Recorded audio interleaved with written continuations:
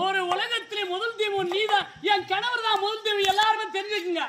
அது பார்த்தா எங்க அண்ணன் கண்ணாபிராமன் இல்ல, அதே பார்த்தாலும் பிரம்மதேவனை இல்ல, என் கணவர் தான் முதல் தெய்வம்.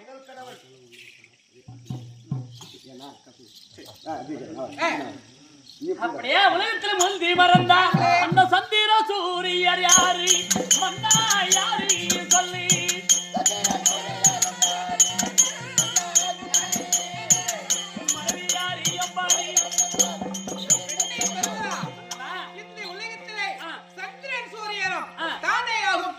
அது எப்படி எப்படி என்றால் வலதை கண்டே வந்து சூரியன், இடதை கண்டே வந்து சந்திரன், அப்படி பகலிலே சூரியனாகவும் இரவிலே சந்திரனாகவும் இந்த பாமரல மக்களை பார்ப்பதற்காகவே இரண்டு கண்களே பெண் ஆகும்.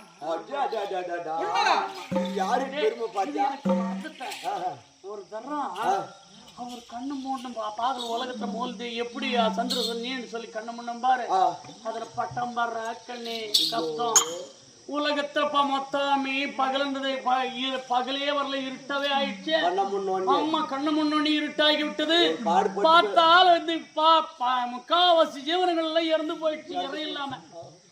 நான் அந்த ஒரு இடபாகத்தை பெறுவதற்கு கம்மனதை சென்று கம்மனதை கரையோரத்துல தவம் செய்து அங்க தவம் செய்யும் போது அந்த யாரு கங்காதேவ் வந்து அந்த லிங்கத்தை அடிச்சு போய் அன்னொரு மார்போடு தழுவி அணைச்சு அப்ப என்ன சொல்லிட்டாரு, உன் மார்பு என்ற லிங்கத்துல பட்டதான் எனக்கு எது குறைஞ்சு போச்சுட்டாரு.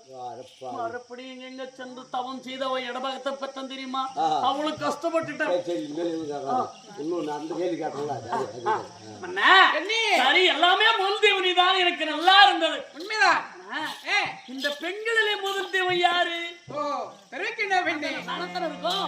இல்ல, ஒரு நாட்டுக்கு ஒரு ராஜா இருக்கிறாருன்னா ராஜா பொண்டாட்டி தான் ராஜா இருக்கும், ராணியா இருக்கும் இல்லையா, அது என்னதான் சொல்லுவாரு எல்லாம் தெரிஞ்சுக்குங்க. ஆண்கள்ல முதல் தெய்வம் இவருன்னு சொல்லுவாரு.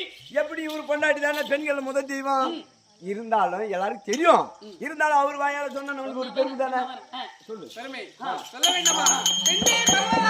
இந்த உலகத்தில் முதல் தெய்வம் என் தங்கையே மகாலட்சுமியே.